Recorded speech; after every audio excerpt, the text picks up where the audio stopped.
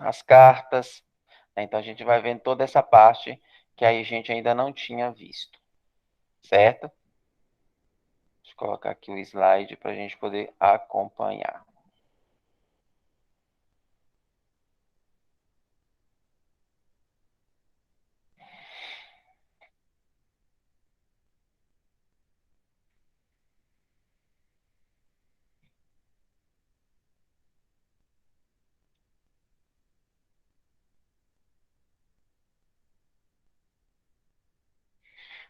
O nosso encontro hoje vai ser sobre o Novo Testamento, com a introdução geral sobre os evangelhos, que são os 4 evangelhos, apesar de a gente já ter visto os evangelhos, somente aquela parte de Jesus Cristo nos 4 evangelhos, né? Hoje a gente vai estudar um pouquinho os próprios evangelhos, o que são os evangelhos sinóticos, os evangelhos apócrifos, os símbolos dos evangelhos, e aí vai ver um pouco de cada um dos evangelhos, né?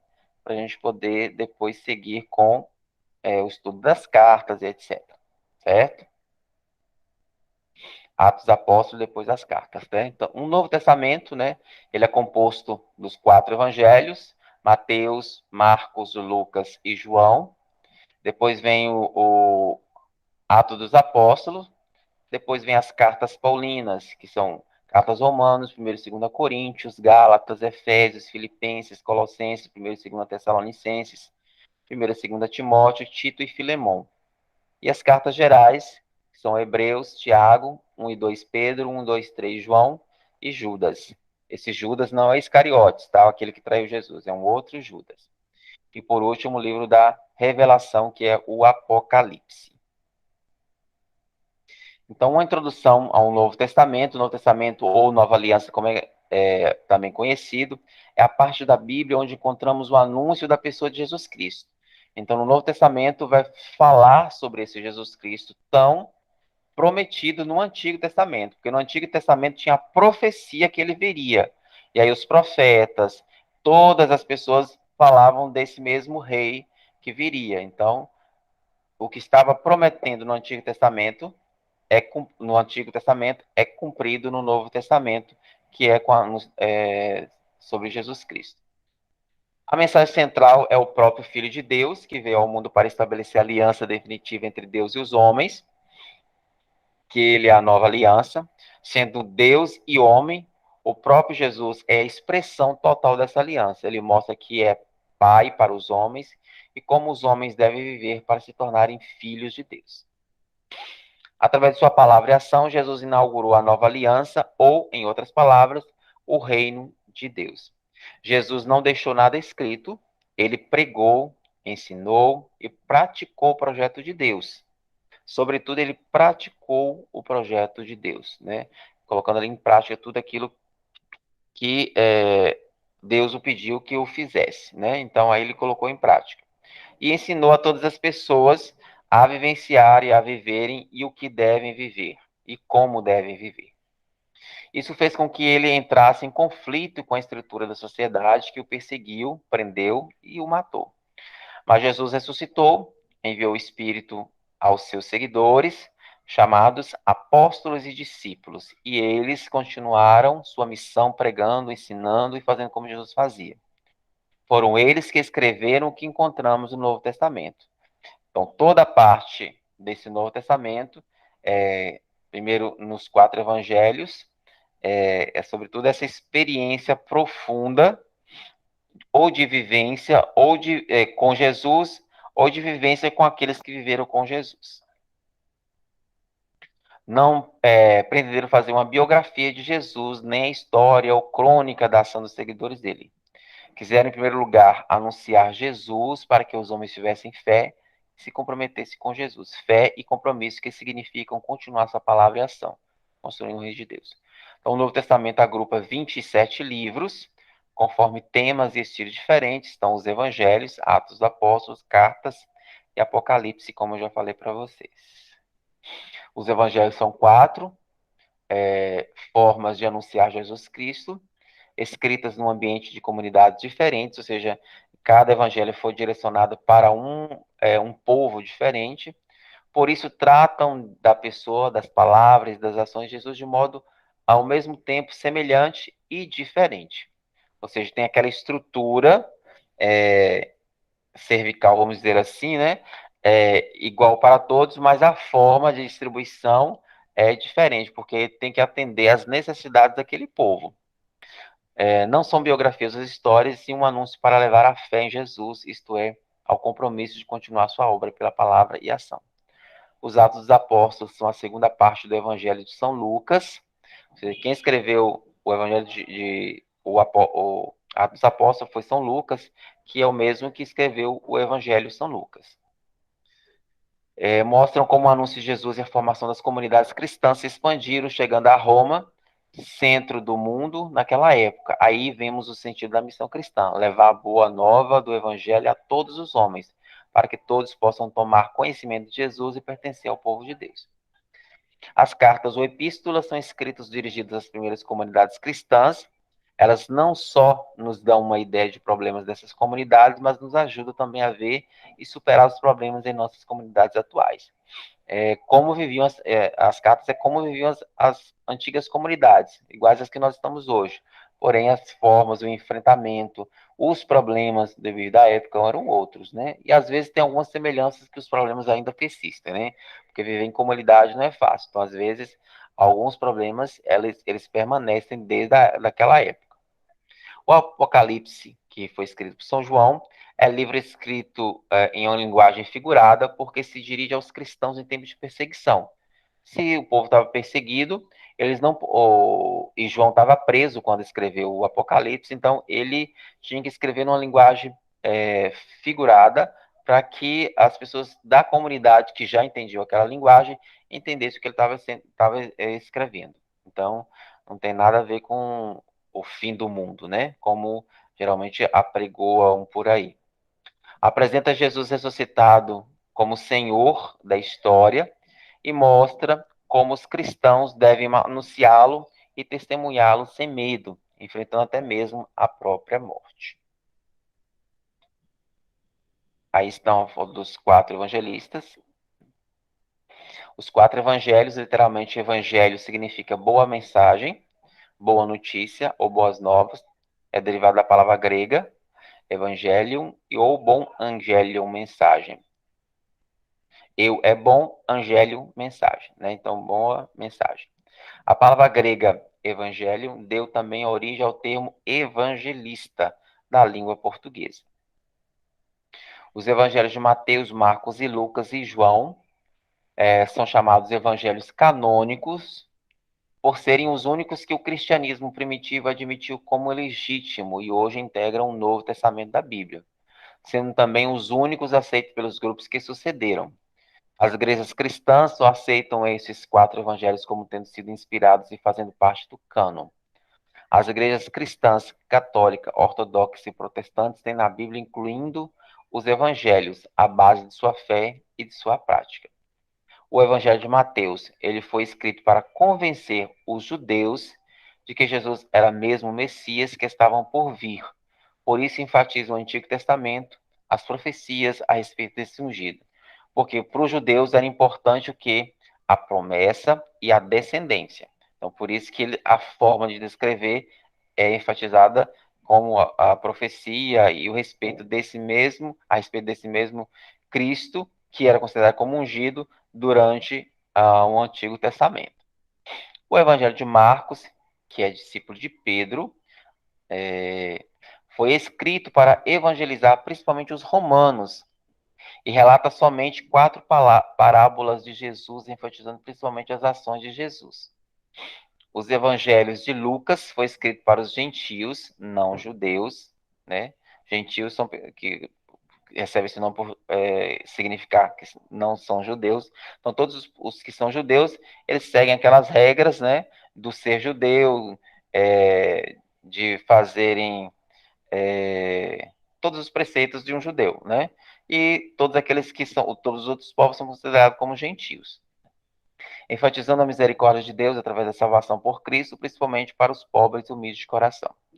O último dos evangelhos é o de São João, foi escrito para doutrinar os novos convertidos. Não cita nenhuma das parábolas de Jesus, afinal as parábolas já eram conhecidas no meio cristão, através dos relatos contidos nos outros evangelhos. porém combate com firmeza as primeiras heresias surgidas no princípio do cristianismo, como, por exemplo, o gnosticismo, que negava a verdadeira encarnação do Filho de Deus, e outras seitas semelhantes, que também negavam a divindade de Jesus Cristo. O que são os evangelhos sinóticos? São aqueles 3 primeiros evangelhos, Mateus, Marcos e Lucas, em que eles apresentam a mesma estrutura de escrita, só os enxertos dessa escrita que são destinados para povos, cada um para um povo diferente, que eram colocados de forma diferente, mas a estrutura eram as mesmas. Então, os exegetas, que são aquelas pessoas que estudam a Bíblia, passaram a chamar os evangelhos de Mateus, Marcos e Lucas de sinóticos, desde as descobertas exegéticas sobre o texto que começaram a ser aplicadas à Bíblia no século XVIII. Os estudiosos perceberam que dos 4 evangelhos, os 3 primeiros, Mateus, Marcos e Lucas, apresentavam grandes semelhanças entre si, de tal forma que podiam ser colocados em 3 colunas paralelas e descobertas as semelhanças e diferenças do texto entre eles. Deste estudo surgiu o nome sinótico do grego, sim, né, junto, e ou ópsis, que é ver. E os assuntos se apresentavam correspondência entre eles. Os maiores estudiosos desta área foram os exegetas alemãos, que concluíram que os textos provinham de uma mesma fonte e passaram a chamar dessa fonte que deu origem aos textos de fonte Q, abreviatura de Quelle, que significa fonte na língua alemã. Então, por isso que eles têm essa visão de serem os evangelhos sinóticos. Então, a partir dessa perspectiva, né, da fonte Q, se pode conferir o que existe igual ou diferente nesses 3 evangelhos. Já se fizeram muitos estudos sinóticos dos evangelhos. Desses estudos podemos concluir o que é próprio de Mateus, ou de Marcos, ou de Lucas, né? O que é semelhante entre os 3. O que se refere ao autor, ao que escreveu, ou que se refere à comunidade que é dirigida. Que é o que a gente vai ver agora, um pouquinho. As histórias se repetem porque esses 3 evangelhos se nutrem de uma mesma fonte. O primeiro evangelho a ser escrito foi o de Marcos. Ele usou a fonte já conhecida dos ditos de Jesus. Assim, quando Mateus escreve o seu evangelho, ele conhecia o evangelho de Marcos. Utilizando esse evangelho, utilizando esse evangelho na leitura comparada entre os 3, se pode identificar. Acrescenta a eles elementos próprios e fatos de Jesus que julga interessantes para a comunidade. Lucas, o último dos sinóticos a ser escrito, possuía 2 fontes. A fonte chamada Quelle, ditos de Jesus repetidos nas comunidades que conhecia, os evangelhos de Marcos, e Mateus acrescenta suas características próprias e texto que julgava importante para a comunidade. Exemplo, a parábola do filho pródigo, que só aparece em Lucas. Os 4 evangelhos, centenas de outros evangelhos foram escritos na antiguidade. Eles são chamados de evangelhos aqui, apócrifos. Entre os manuscritos encontrados no Egito, conhecidos como Biblioteca de Nag Hammadi, figuram os evangelhos atribuídos a apóstolos de Cristo, o evangelho de Tomé, o evangelho de Filipe, o evangelho de Pedro, o evangelho de Judas.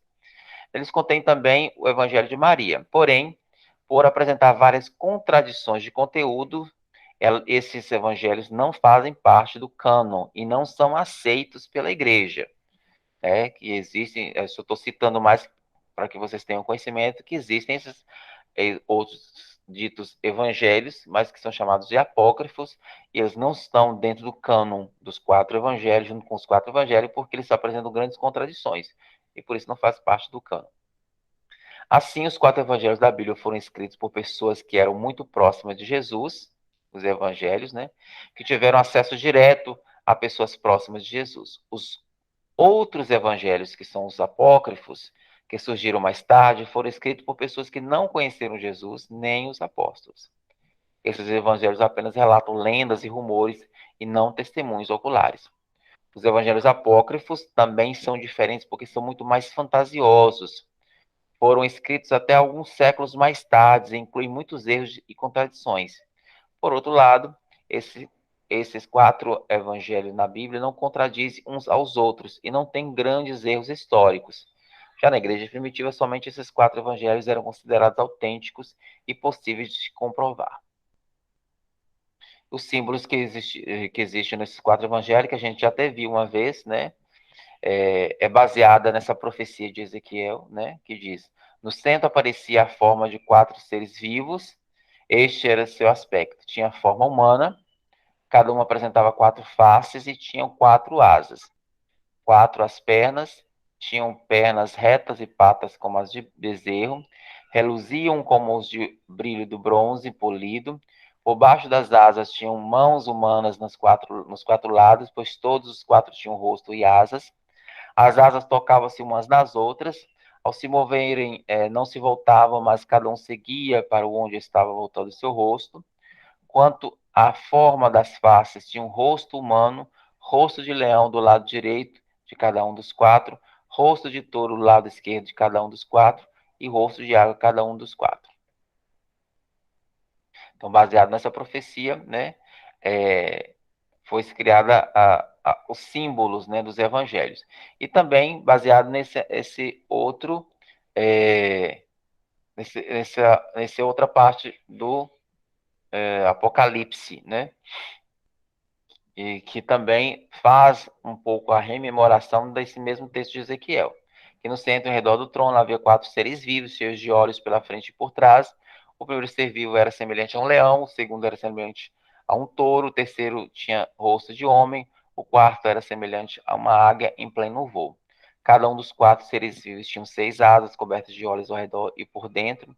Dia e noite, sem parar, proclamava: Santo, Santo, Santo, Senhor Deus Todo-Poderoso, aquele que é, que era e que vem. Os seres vivos davam glória, honra e ação de graças aos que estavam sentados no trono e que vive para sempre. Assim, o Evangelho de São Mateus, que na verdade esses 4 animais alados simbolizavam os 4 santos evangelistas, é o que demonstra o próprio início de cada um destes livros dos evangelhos. Mateus é corretamente simbolizado pelo homem, porque ele inicia com a geração humana, como São Gregório Magno fez esse estudo. E São Mateus foi um dos 12 apóstolos que acompanhou o ministério de Jesus de perto em seu evangelho. Mateus mostrou como Jesus cumpriu as profecias do Antigo Testamento sobre o Messias, o Salvador prometido. Ele também registrou vários dos ensinamentos morais de Jesus, incluindo o famoso Sermão do Monte. Não se tem certeza quanto à autoria do Evangelho seja realmente de Mateus, mas pode ser tanto dele quanto de seus secretários, como também de sua comunidade de fé. Porém, devido à sua autoridade enquanto apóstolo, dá maior credibilidade ao livro, e por isso foi colocado o nome dele. No Evangelho de Mateus, Jesus é colocado como mestre da justiça. Mateus apresenta Jesus como o título de Emanuel, que significa Deus está conosco. À medida que lemos este evangelho, vemos descobrindo o significado deste título. Deus está presente em Jesus, comunicando a palavra e a ação que liberta os homens e os reúnem como um novo povo de Deus. Segundo Mateus, Jesus é o Messias que realiza todas as promessas feitas no Antigo Testamento. Essa realização ultrapassa as expectativas puramente terrenas e materiais dos contemporâneos de Jesus, que esperavam apenas um rei nacionalista para libertá-los da dominação romana. Ou seja, eles esperavam um Deus que fosse um rei guerreiro, né? E, na verdade, encontram um outro tipo de Deus, um outro tipo de rei. Essa realização ultrapassa as expectativas, como eu já falei. Então, esse povo fica frustrado em suas expectativas, eles o rejeitam e entregam à morte. Por isso, a comunidade reunida em torno de Jesus torna-se agora a portadora da boa notícia a todos os homens, a fim de que eles pertençam ao reino dos céus. Logo de início, Mateus apresenta Jesus como mestre que veio realizar justiça. Devemos cumprir toda a justiça. O restante do evangelho mostra que, através da palavra e ação de Jesus, vai educando a comunidade cristã para a prática dessa justiça, isto é, vai ensinando como se deve realizar concretamente a vontade de Deus. De todos os evangelistas, Mateus é aquele que apresenta didaticamente, ou seja, uma didática mais clara, entre o prólogo, que é aquela introdução, que é Mateus de 1 a 2, e a narrativa da morte e ressurreição de Jesus, dia 26, de 3 até o capítulo 28, versículo 20, ele organiza o assunto de todo o seu evangelho em 5 livrinhos, cada um contendo uma parte narrativa seguida de um discurso. Lendo atentamente, podemos perceber que Mateus escolheu os episódios de cada parte narrativa de modo a ilustrar o discurso seguinte. E o discurso, por sua vez, resume e explica o que está contido nessa narrativa. Assim, a palavra de Jesus é sempre apresentada como resultado de uma ação, e toda ação é sempre ensinamento e anúncio. A comunidade cristã, lendo Mateus, é convidada a olhar para dentro de si, a fim de descobrir a presença de Jesus que ensina a prática da justiça. Desse modo, a comunidade aprenderá a dizer a palavra certa e a realizar a ação oportuna no tempo e lugar em que está vivendo. E aí eu coloquei um pouco a estrutura, né, do Evangelho de São Mateus, o que tem do capítulo 1 ao capítulo 2, que é o nascimento de Messias, do 3 ao 4 é a abertura da proclamação, do capítulos 5 a 7 é o Sermão da Montanha, dos capítulos 8, versículos de 1 até o capítulo 9, versículo 34, colocam as obras do Messias, o que ele fez, né? Dos capítulos 9, versículo 35 até o capítulo 10, versículo 42, está o sermão da missão de Jesus. Depois dos capítulos 11 ao capítulo 12, o novo e a resistência. Dos capítulos 13 até de versículo 1 ao 52, sermão das parábolas. Depois do capítulo 13, versículo 53, até o capítulo 17, versículo 29, vai ser uma demonstração de que ele está construindo a comunidade. No capítulo 18 é o sermão da comunidade, no capítulo 19 a 23, controvérsias em Jerusalém, capítulo 24 a 25 é o sermão escatológico, aquela visão do reino após morte, no capítulo 26 e 28 é a paixão e morte e ressurreição. No Evangelho de São Marcos, que é o segundo evangelho, que na verdade esses 4 animais alados simbolizavam os 4 santos evangelistas, é o que demonstra o próprio início de cada um destes livros dos evangelhos. Marcos é corretamente simbolizado pelo leão, porque inicia com o clamor no deserto. Então, São Gregório Magno. Ô José, você vai disponibilizar esse slide depois? Vou sim. Ah, porque é muita informação para poder pegar tudo. É verdade. Aquilo que você puder anotar bem, se não puder, depois eu vou passar para vocês lá no grupo, certo? Ah, tá bom, obrigada. Nada. E o Evangelho de São Marcos, né? A tradição eclesial atribui a João Marcos, né? Filho de certa Maria, em cuja casa se reunia a comunidade de Jerusalém. A gente pode ver isso lá em Atos, capítulo 12, versículo 12. De origem judaica, primo de Barnabé. Marcos foi um colaborador dos apóstolos Pedro e Paulo. A gente pode ver aí nessas citações, Atos dos Apóstolos 12, 12, 13, 5, 15, 16 a 39. E carta de Pedro, primeira carta de 3, de 13. Que, segundo a tradição, ele escreveu seu evangelho em Roma, no tempo do martírio de Pedro, que é por volta do ano 65, mais ou menos do ano 65 depois de Cristo. Essa data é confirmada pelas alusões à guerra judaica e à destruição de Jerusalém, que se pode reconhecer sobretudo em Marcos 13. Naqueles anos, os discípulos e as testemunhas diretas de Jesus estavam desaparecendo. Marcos pôs por escrito a pregação deles, criando um gênero literário do Evangelho, escrito como instrumento para o impulso missionário e a expansão da comunidade. As explicações de usos judaicos mostram que entre seus leitores haviam pessoas que não eram de origem judaica. Ou seja, Marcos, na verdade, não é o apóstolo, né? Então, era um dos seguidores do apóstolo Pedro, né? Ou seja, não é aquele apóstolo de Jesus, mas é um dos seguidores de Pedro, discípulos de Pedro, né? Então, ele conviveu de perto com o apóstolo, então conheceu toda a história e foi aquele que primeiro escreveu o evangelho. E no Evangelho de Marcos, ele vai mostrar quem é Jesus. O Evangelho de Marcos é o mais antigo dos evangelhos canônicos. Marcos escreveu seu evangelho com finalidade precisa de responder a pergunta quem é Jesus. O evangelista, porém, não responde com doutrinas teóricas aos discursos de Jesus, ele apenas relata a prática ou atividade de Jesus, deixando que o leitor chegue por si mesmo à conclusão de que Jesus é o Messias, o Filho de Deus. Portanto, na leitura do livro de Marcos, o importante é perceber o significado que Jesus faz, isto é, estar atento ao quadro completo de sua atividade. Através de sua prática, Jesus realizou o projeto messiânico segundo a vontade do Pai. Toda a atividade de Jesus é o anúncio e a concretização da vida do reino de Deus.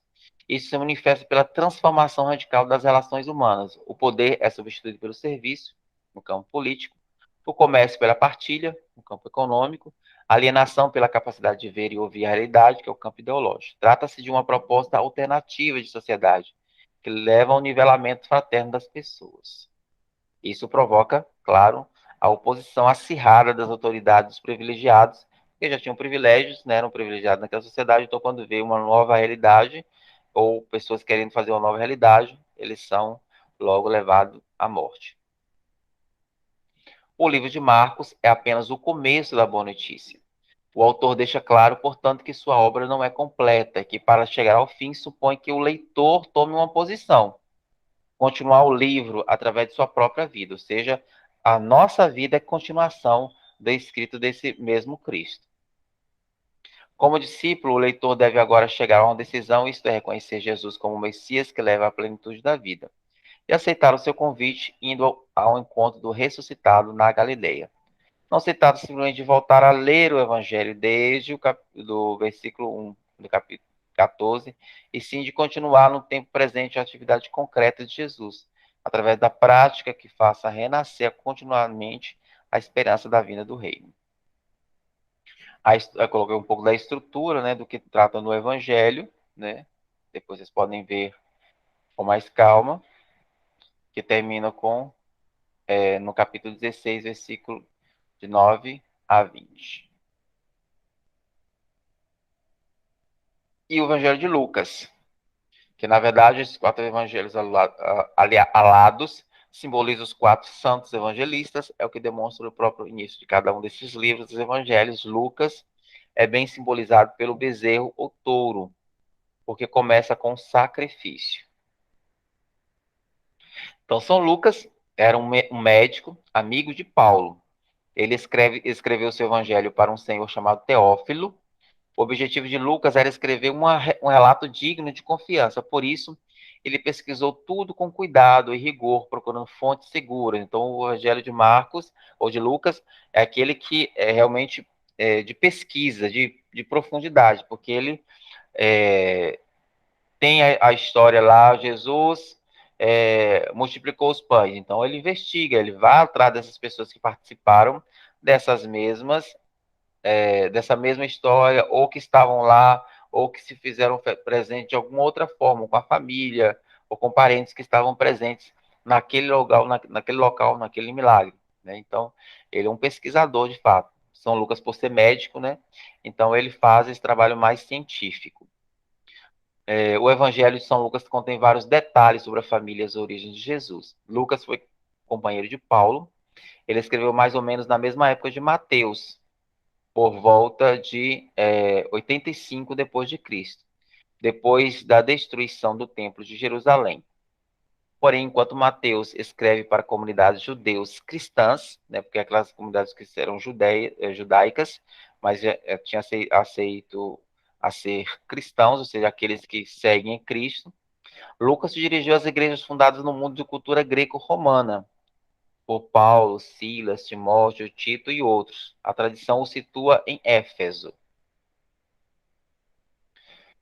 Com Jesus nasce uma nova história, que é o que o Evangelho vai nos dizer. O Evangelho, o terceiro Evangelho, é a primeira parte de uma obra desde o início conhecida como um todo, porque, como vocês sabem, São Lucas também escreveu o Atos dos Apóstolos. Então, é como se fosse um livro só, o Evangelho de São Lucas e os Atos dos Apóstolos. Com o tempo e estudo, eles viram que tinham diferenças nessas duas partes, por isso que aí foi dividido o livro em que onde narram quem era Jesus e etc., até a ressurreição, e depois, nos Atos dos Apóstolos, coloca a partir da ressurreição de Jesus, descido do Espírito Santo, etc., que aí são os atos mesmo, as ações dos apóstolos. Então, foi dividido o livro no meio. Então, no Evangelho, Lucas apresenta o caminho de Jesus, em Atos, temos o caminho da igreja. Juntos formam o caminho da salvação, com o centro de referência em Jerusalém. Essa cidade é o ponto de chegada do caminho de Jesus. Aí ele vai morrer, ressuscitar e subir ao céu. terminando sua missão. É também um ponto de partida do caminho da igreja que prossegue a missão de Jesus até os confins da terra. O Evangelho de Lucas apresenta o caminho de Jesus como um caminho que se realiza na história. Para percorrer o Filho do Altíssimo se faz homem, Jesus de Nazaré, trazendo para dentro da história humana o projeto da salvação que Deus tinha revelado, conforme a promessa feita lá no Antigo Testamento 1, 68 e 70. O caminho de Jesus inicia o processo de libertação na história e por isso realiza nova história. A história dos pobres oprimidos que são libertos para usufruir a vida dentro das novas relações entre os homens. O ápice do terceiro evangelho está nas palavras de Jesus na cruz.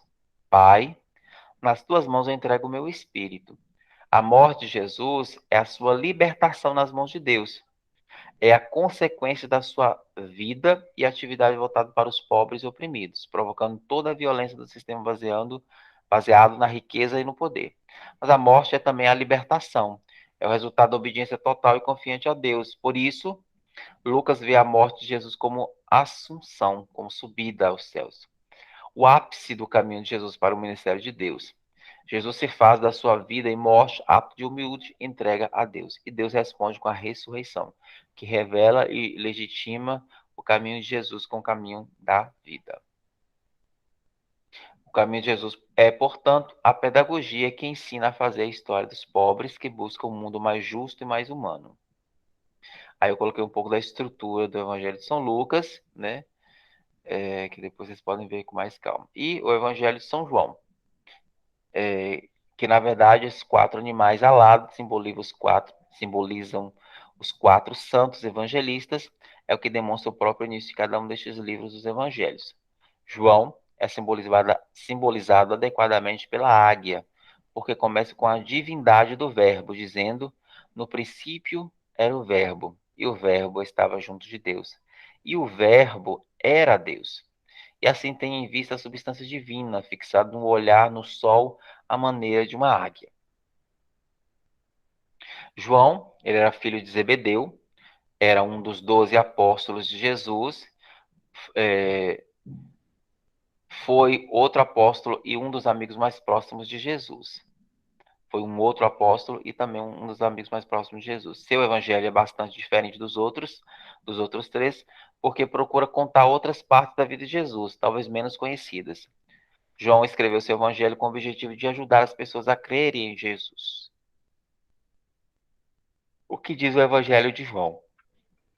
O evangelho de João é diferente dos 3 primeiros. Em Mateus, Marcos e Lucas há muitos milagres e palavras de Jesus. Em João encontramos apenas 7 milagres, que são chamados sinais, e alguns discursos que se desenvolvem lentamente, repetindo sempre os mesmos temas-chave. Os 3 primeiros evangelistas se reuniram completamente e editaram os assuntos que formavam a catequese existente em suas comunidades. João seguiu um caminho diferente. Seu evangelho é uma espécie de meditação que procura aprofundar e mostrar o conteúdo da catequese existente em sua comunidade.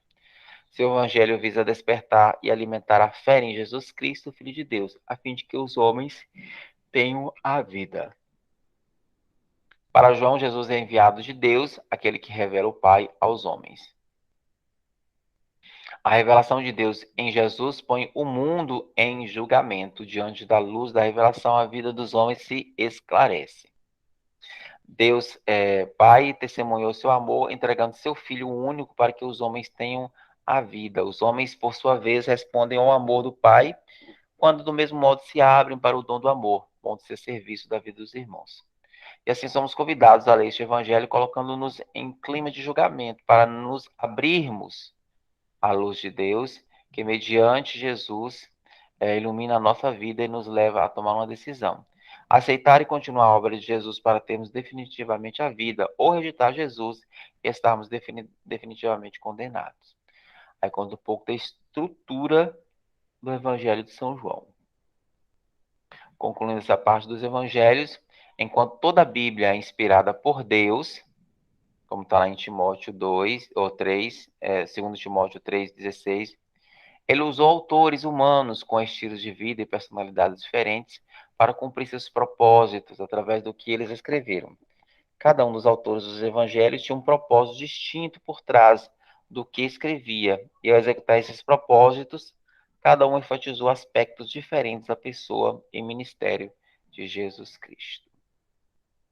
E assim fica. Mateus estava escrevendo a uma audiência hebraica e um dos propósitos do seu evangelho era mostrar com a genealogia de Jesus e o cumprimento das profecias do Velho Testamento que ele era o tão esperado Messias, ou seja, Jesus era o tão esperado Messias e, portanto, deveria ser acreditado.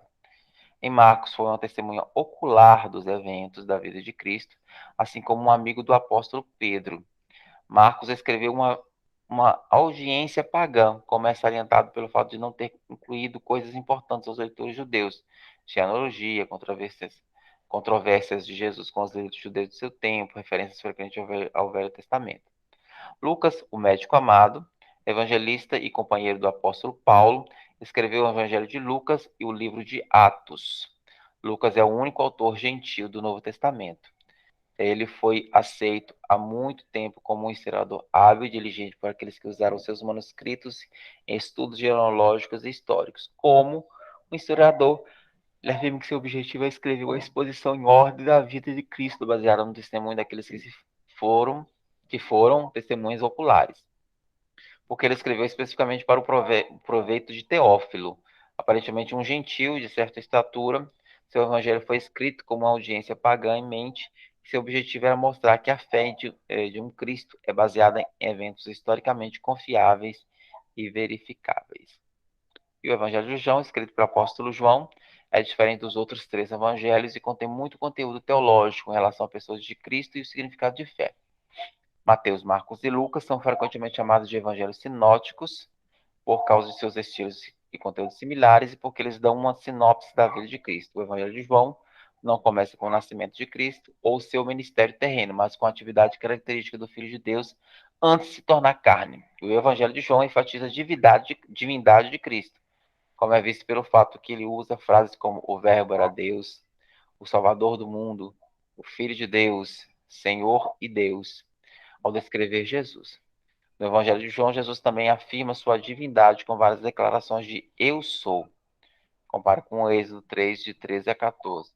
Mas João também enfatiza o fato da humanidade de Jesus, querendo mostrar o erro de uma seita religiosa do seu tempo, os gnósticos, que não acreditavam na humanidade de Cristo. João deixa claro seu propósito principal ao escrever o Evangelho. Na verdade, fez Jesus diante dos discípulos muitos outros sinais que não estão escritos neste livro.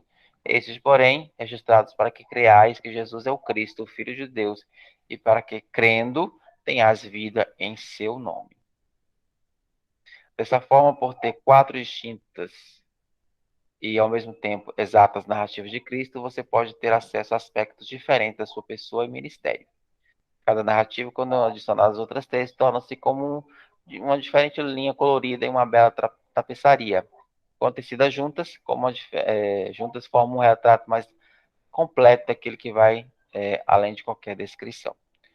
Pode-se ganhar muito através do estudo individual de cada um dos evangelhos, mas ainda pode ser ganho quando se compara e junta as narrativas diferentes dos evangelhos específicos do ministério de Jesus. Por exemplo, em Mateus 14, lemos a narrativa de Jesus alimentando 5.000 homens e mulheres e algumas crianças. E Jesus andando sobre as águas. Em Mateus capítulo 14, versículo 22, nos diz que compeliu Jesus os discípulos a embarcar e passar diante dele para o outro lado, enquanto ele despedia as multidões. Alguém pode perguntar por que ele fez isso. Mateus não deixa claro qual o motivo.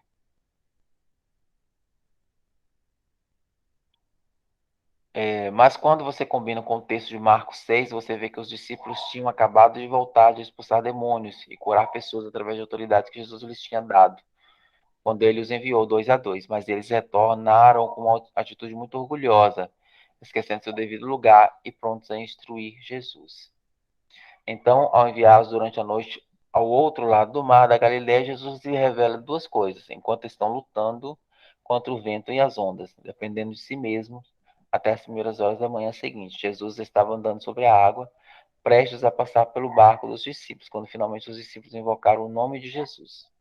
Ele revela que não pode alcançar nada para Deus com suas próprias forças e que nada é impossível para eles quando eles clamam a Deus e dependem de seu poder. Há vários exemplos assim de joias a serem encontradas pelo estudante diligente da palavra de Deus, que se dedicar ou se dedica a comparar a escritura com a escritura. Joias essas que passam por despercebidas pelo leitor casual. Assim, cabe a nós continuar o aprofundamento e conhecimento da palavra, a fim de que cada dia mais possamos compreender o que Deus quer nos dizer e fazer sua vontade. Compreenderam tudo?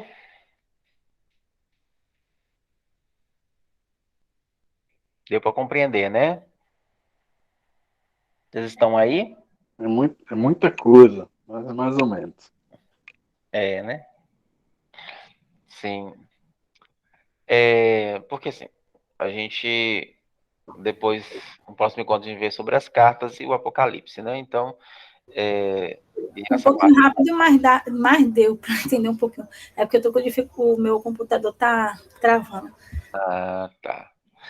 Porque assim, não dá para aprofundar tanto, né, como a gente gostaria de aprofundar cada um dos evangelhos, estudar cada uma das partes. Seria muito interessante, muitas coisas, mas não dá tempo, né? Então a gente tem que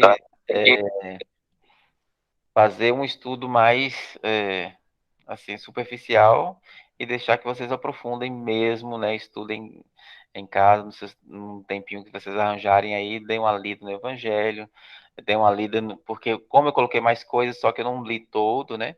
Nem coloquei tudo, então tem mais coisas lá que vocês podem ler e aprofundar e conhecer. Certo? Alguma dúvida? De ontem. Quer dizer que ontem meu celular estava assim? Você ia falar?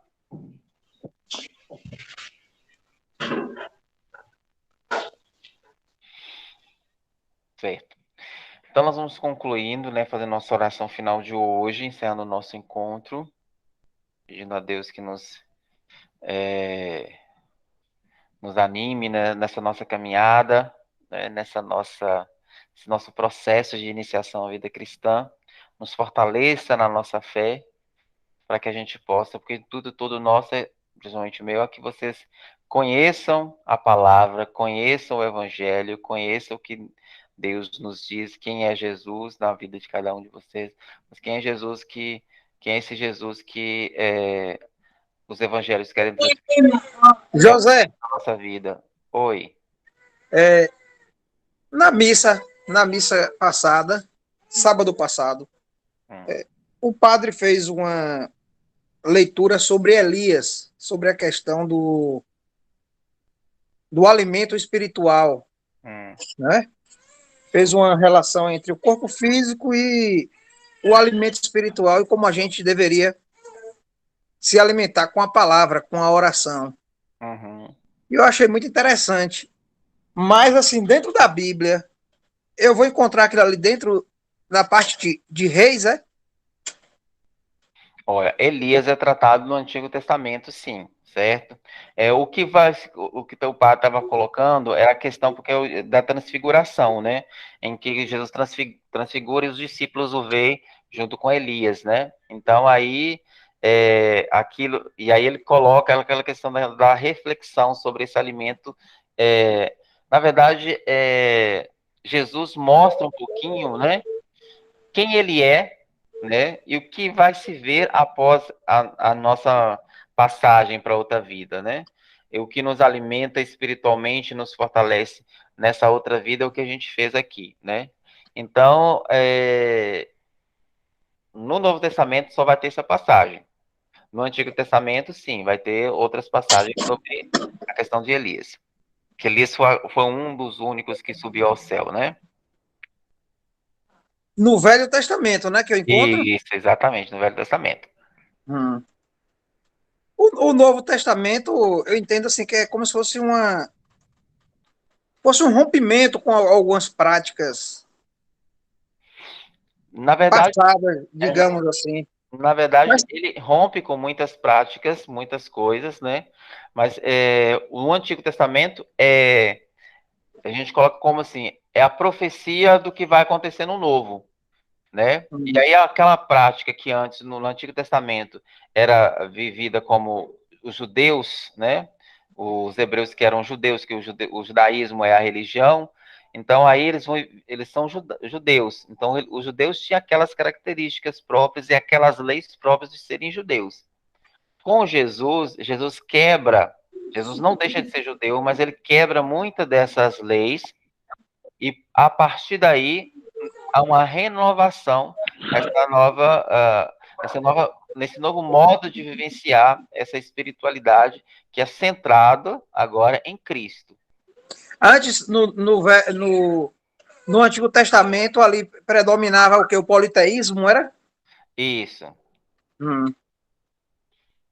Isso, assim, até no tempo de Jesus, até predominavam também, né? Tinha bastante essa predominância, mas já havia um maior número de judeus, entendeu? Então, o judaísmo já era uma religião bem famosa, bem conhecida. Muita gente já vivia o judaísmo. Mas o Novo Testamento ele veio mesmo para poder entrar o cristianismo, né? Que é em Cristo, né? Porque o antigo é o que vem antes de Jesus. E eles acreditavam somente em Deus e em alguns outros deuses, e Jesus veio para poder desmistificar isso, não é isso? O Antigo Testamento. O Antigo Testamento relata a história do povo da Bíblia e também do povo daquela época. O povo daquela época vivia o politeísmo, e o povo da Bíblia, que começa lá com Abraão, etc., eles viviam o monoteísmo, que é acreditar nesse único Deus, certo? E com Abraão surge o judaísmo, né? A partir dali que vai surgir o judaísmo. E com o judaísmo é igual à religião católica. Eles têm normas, eles têm regras, né? Só que lá é centrado em algumas coisas. Eles creem em Deus, mas não creem que Jesus é o Filho de Deus.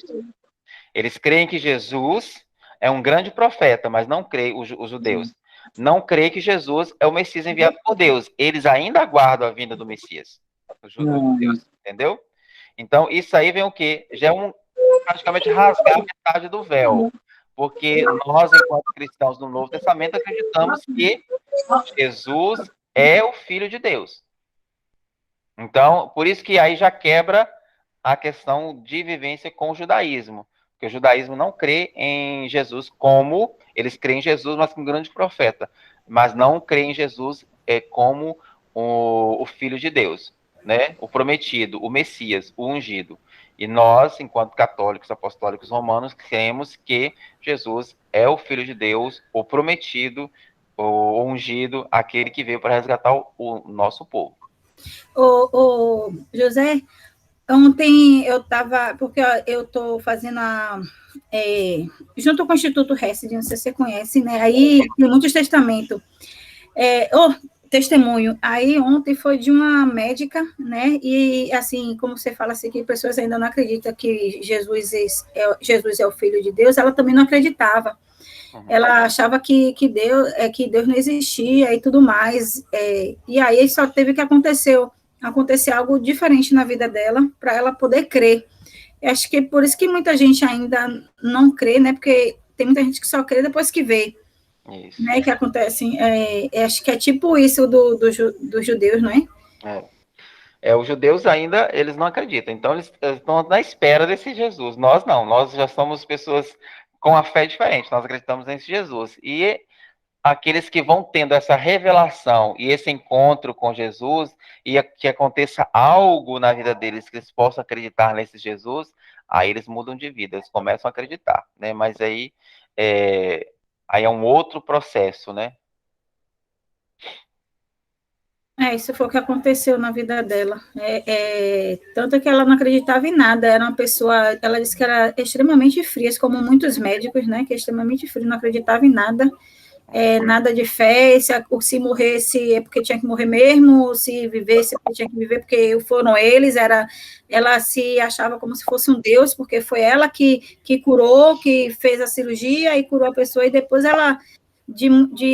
dos acontecimentos, né, até dentro da família dela, se tornou outra pessoa, até extremamente uma pessoa que se colocar no lugar do outro, né, de chorar e ela disse que hoje ela é uma pessoa chorona, né, porque ela se motiva por tudo, e antigamente não, ela se achava um Deus, ela que salvava, porque ela que estudou, ela que salvava, ela que fazia tudo. Uhum. Existe até uma Ivanoska, que era da minha turma do ano passado. Ela era médica, ela é médica, né? Ginecologista. E ela também tem uma experiência assim, que ela teve câncer. E aí depois ela teve um processo de, vamos dizer assim, de meio de loucura, que não sabia de nada, que perdeu toda a razão.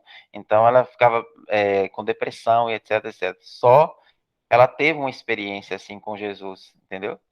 E, inclusive, ela disse que teve uma grande experiência lá na paróquia, inclusive, né? Então, ela mudou de vida.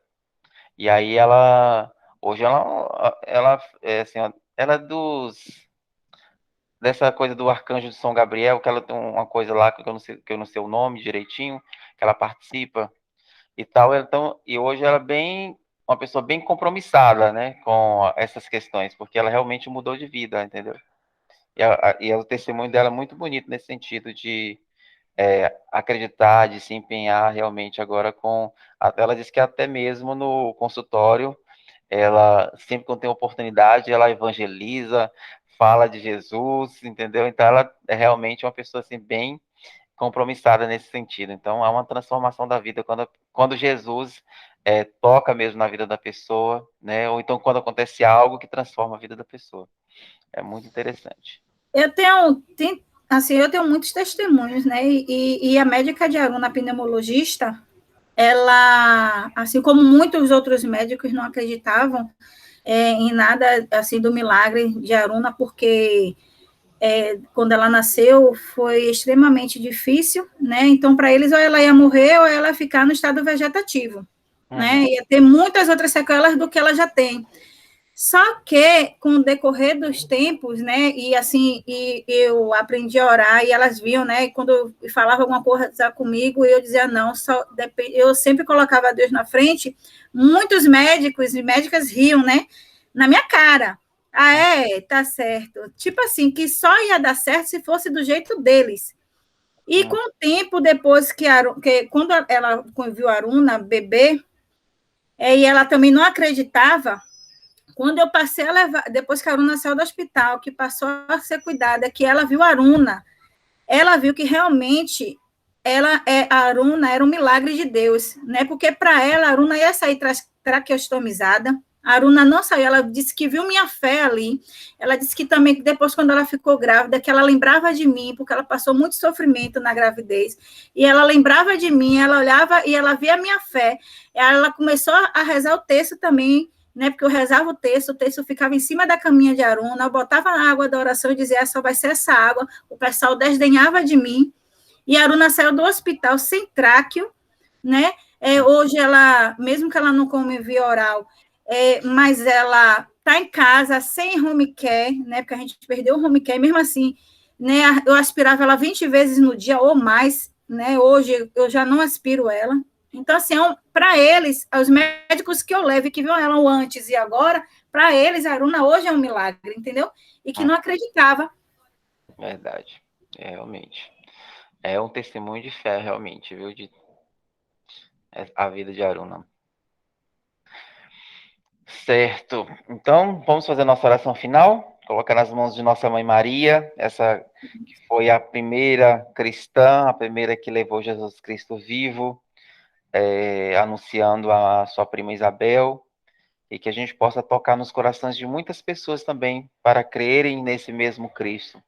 A gente tenha bastante fé e transborde dessa fé na nossa vida para demonstrar às outras pessoas o que é estar com Cristo e, sobretudo, o amor de Cristo, né? Não é a nossa função julgar, não é a nossa missão falar de certas coisas, mas demonstrar a todas as pessoas esse amor de Cristo, esse amor que ele veio transmitir, testemunhar para cada um de nós. É amor. Se resume tudo em amor. E é nesse amor que a gente tem que estar vivendo. Ave Maria, cheia de graça, o Senhor é convosco. Bendita sois vós entre as mulheres, e bendito é o fruto do vosso ventre, Jesus. Santa Maria, Mãe de Deus, rogai por nós, pecadores, agora e na hora de nossa morte. Amém. Pai nosso que estais nos céus, santificado seja o vosso nome. Venha a nós o vosso reino. Seja feita a vossa vontade, assim na terra como no céu. O pão nosso de cada dia nos dai hoje. Perdoai as nossas ofensas, assim como nós perdoamos a quem nos tem ofendido. E não nos deixeis cair em tentação, mas livrai-nos do mal. Amém. Que o Deus da vida e da sabedoria nos abençoe. Em nome do Pai, do Filho e do Espírito Santo. Amém.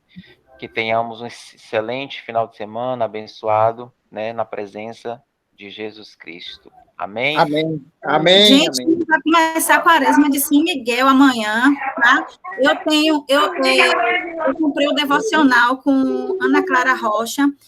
Se alguém quiser, eu posso mandar por e-mail para vocês fazerem a quaresma, tá? Eu tenho em mãos, eu comprei pelo Hotmart, e aí começa amanhã. Né, tem explicando tudo direitinho como comer, como fazer uma penitência, como fazer o jejum, como fazer as orações, tudo direitinho. Só é falar comigo, viu? No PV. Certo. Bom final de semana para vocês, viu, gente? Para todo mundo, bom final de semana. Bom final de semana. Bom Boa final de tarde. semana. Até Tchau. logo, pessoal. Até mais. Bom final de semana a todos.